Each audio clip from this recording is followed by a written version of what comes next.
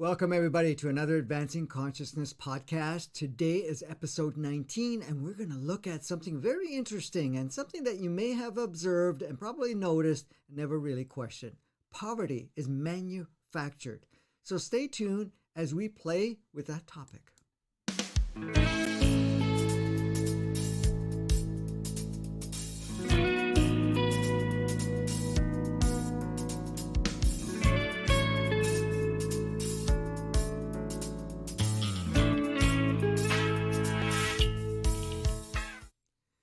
So we're well aware that there is poverty all over the world. It doesn't matter where you are.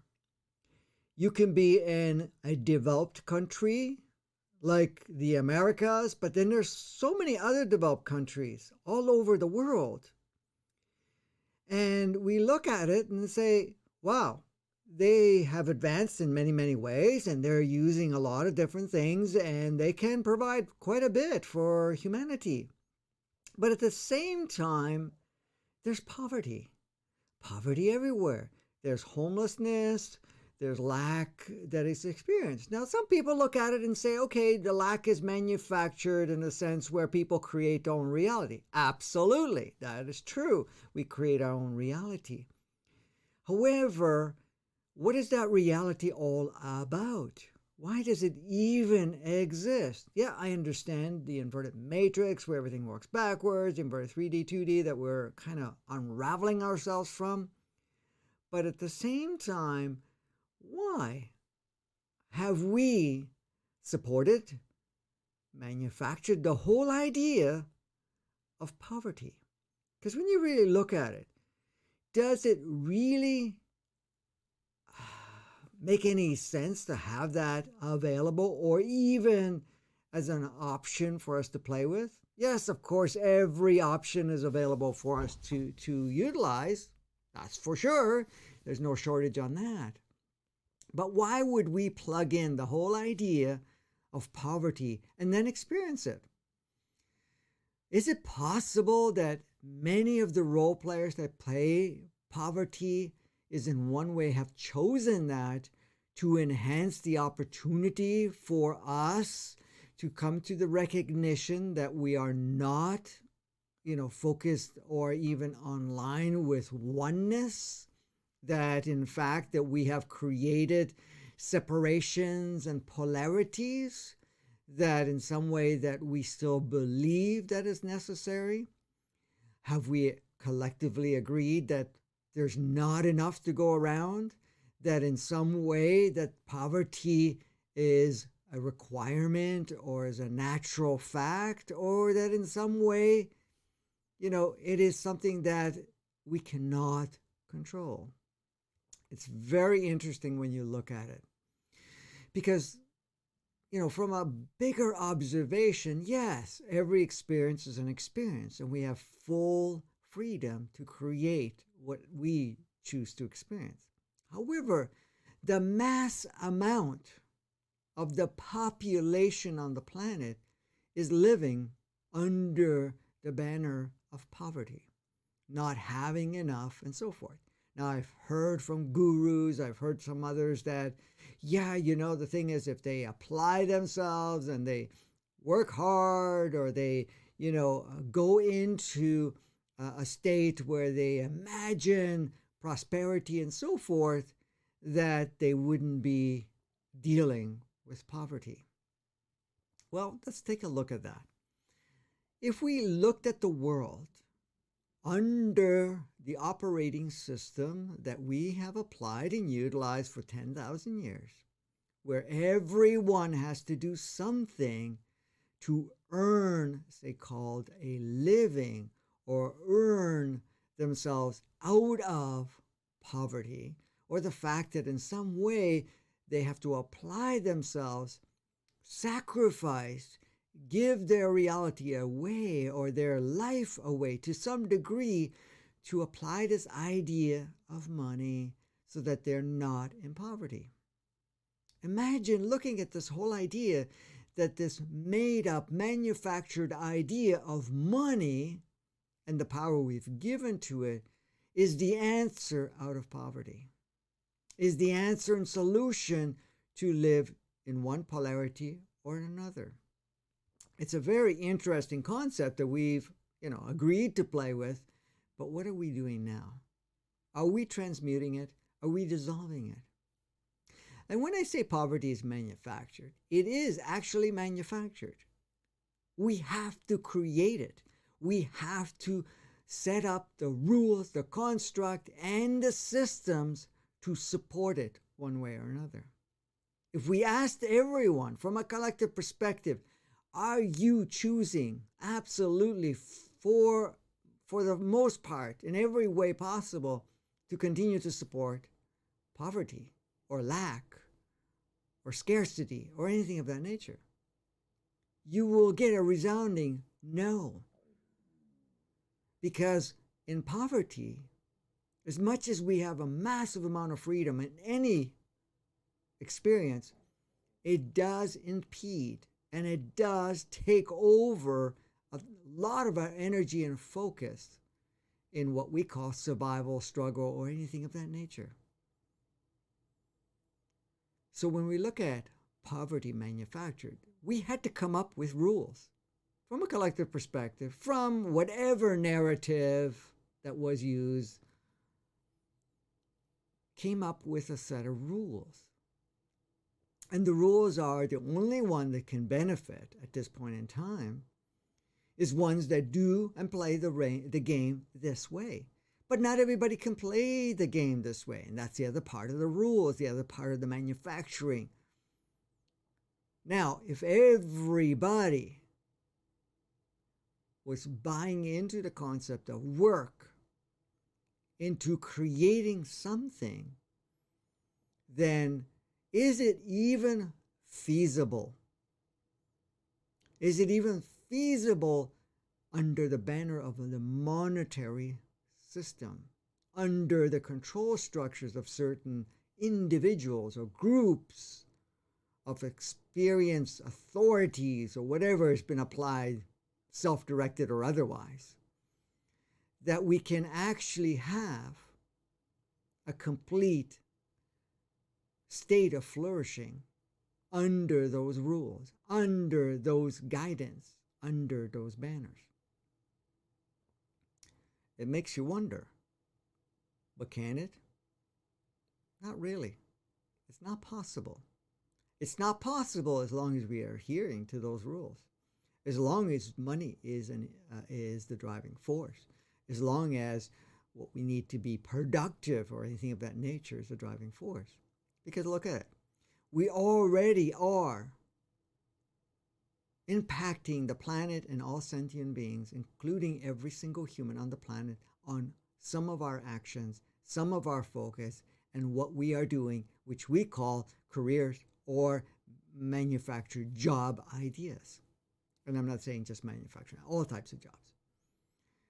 Now, to put everyone to be doing something, how much more impactful would it be to the so-called planet, the ecosystem, humanity altogether, including every and all sentient beings? We already see now that technology is restricted to facilitate humanity in many ways. The only way you have access to any form of technology is if you have money or abundance, they call it. But at the same time, when we really look at it, look at what's going on, if every country, every group and cluster was to advance using the current technologies, how much impact would there be? Now, is the issues the technology, or is the issues that we are utilizing a very obsolete, very impactful, restricted, older version of technology, including the usage of fossil fuel, electrical transmissions, technologies that require certain capacities of manufacturing that do result in certain types of waste, using certain levels of technologies as transportation and so forth. Can we see the impact that it actually does to the environment and everything in it, including ourselves? So really, if we're going to adhere to all of those older ways of doing things, then guess what happens? This is kind of an example, say, in China, where the majority is not advanced in any way, shape, or form. But more of it had been coming online. And what did it create? Extreme amount of pollution. Extreme amount of, yes, haves and have-nots, but at the same time, extreme amounts of impact on humanity, the planet, because we are now using resources that were never really beneficial and was never really necessary. So if you look at the control structures and the systems that were applied, one of the main factors in that application is that we only have a small portion be in what we call an abundant state, and the rest will remain in poverty. Because when we are in poverty, our focus is very much on survival. When we are focused on poverty, then freedom and advancement, or at least our focus in that, is demised or reduced to almost nil. As long as we are generating poverty, then we are restricting much more advancements that are capable and possible. So it's not about creating more stuff, more services, and bringing everybody online so that everybody's productive in a certain way or another. It's really looking at how we set up the structure and start removing it and creating an opportunity for it. Because if you look at it, already over 90% of all products and services that exist are useless. They're just make work projects that not only consume people's time, energy, focus, utilizing certain resources and creating impacts on the sentient beings, the planet itself, and the ecology, the environment. Then imagine if you brought in even more online. Would we be in an environment that would be flourishing in any way, shape, or form? No, not at all. So for us right now, we have to take a completely different view of how we do things. We have the resources, the capacities, and the technologies to utilize, to share throughout the world in the most advanced way, in the cleanest way, resources that would free the game of life for all of the population. We can utilize it so that everybody receives what they require as the transition is going through, because eventually a lot of what we require, it would not be necessary. So a lot of people say, well, we're going to have food shortage. Well, first of all, the way we handle food and the way we dispose of it and how we, direct it one way or another doesn't indicate that we actually take a responsible action in it. How we poison it and so forth, and the process that it goes through is definitely an old inverted matrix, inverted 3D of limitation and self-compromisation. However, if we use technologies to grow food in its most natural state without using chemistry, using natural ways, distributing it to the quality or the quantities required, and using technology to advance other civilizations and countries so that they can do so in a very efficient and clean way, where the technologies are used to create a better environment for all the playmates throughout the world. You will see that it's not going to impact. In fact, it will help flourish. In fact, the collective energy will shift because people will not be in fear. They will not be in survival. They will not be in struggle. Everybody will step into flourishing, playfulness, imagination, accessing higher consciousness, collaborating. And this is the thing, utilizing just collaboration. And it's not about going to save anybody. It's about working with other aspects of ourselves in different countries, in different physical forms, and say, hey, let's work together. You have to look at it from a bigger perspective, from our brother sister souls on other dimensions and other physical planes, our brothers sisters that we call aliens that are on other planets that are closely connected to our planet, our solar system. They have made it very clear. The advancement of any civilization is the measure of how everyone is flourishing, how everyone has access, how everyone is free to experience life in playfulness, ease, fluidity. When there is no struggle, when there is no lack, when there is no survival, when there is no fear, there is no war. And there is respect for one another, respect for the sentient beings, respect for the planet, respect for the environment all over. A respect and appreciation. Very different. So where are we now? Yes, poverty is manufactured. It is being supported at this point in time and has for pretty well 10,000 years. It wasn't that before. Because we started to play this game. The game that we are making obsolete. The game we are unplugging.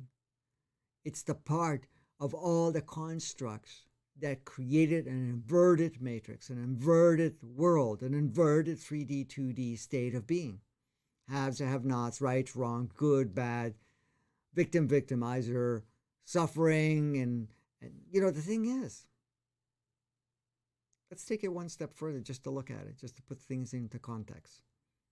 How many people are living in a civilization that they have abundance available? Okay? And how many are still living in poverty?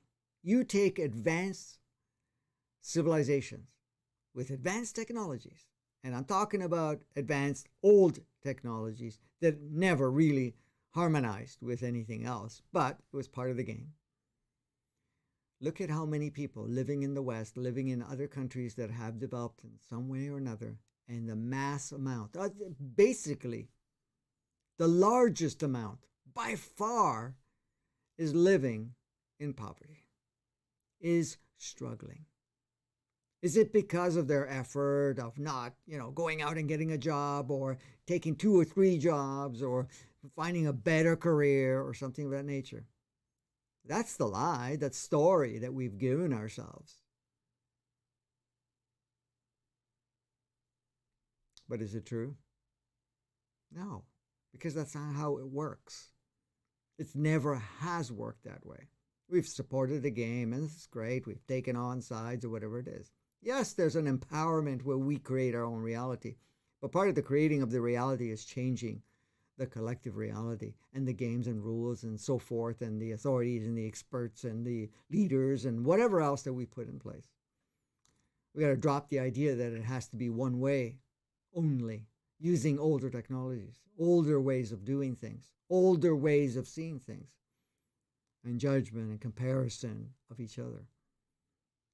That all has to get dropped. And that's what we're choosing to do much more powerfully. So, why would we support poverty? It is a made-up construct, doesn't serve, hasn't served for a very long time.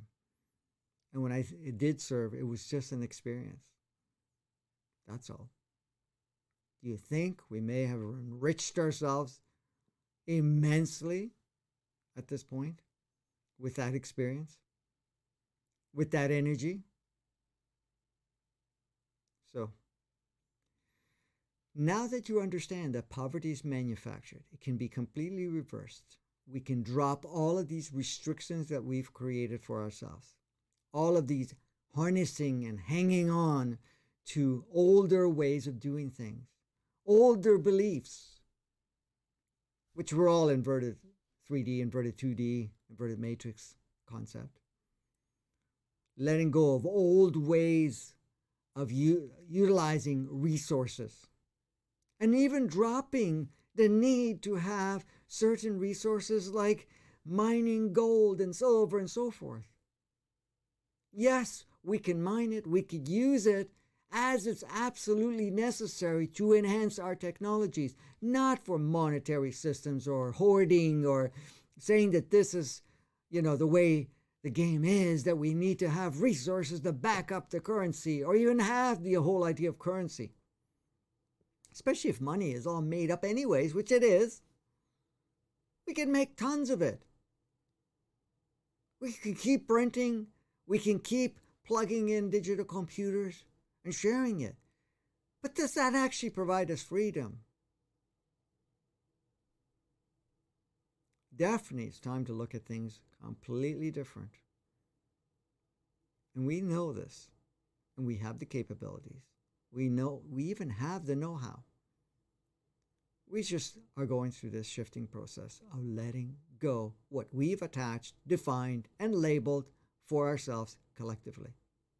But it starts personally, one-on-one. It starts with yourself. This is where you use your imagination outside of all the constructs and beliefs and programs and stories that you've adopted. And see a world that comes from the very core of your essence. That is hugely transformative. Until the next episode, have a blast. Now that you know that poverty, you could say is an option, an obsolete option that we are no longer choosing to support, but it's absolutely unnecessary, and it is completely manufactured. So go out and play. Check out our links below in the description, for we have a workshop coming up December the 5th and the 6th that you do not want to miss. It's really powerful in regards to creating a shift with you. It's contribution based. So there is no real restrictions, even in the monetary poverty state that you may be at this point in time. We're all transmitting all of this. There'll be details on that, and just click that and you will have the resources that you require. This support, if this resonates for you and you would choose to support us and assist us, we also have a link for you to contribute and to support us. Until next time, go out and have a blast.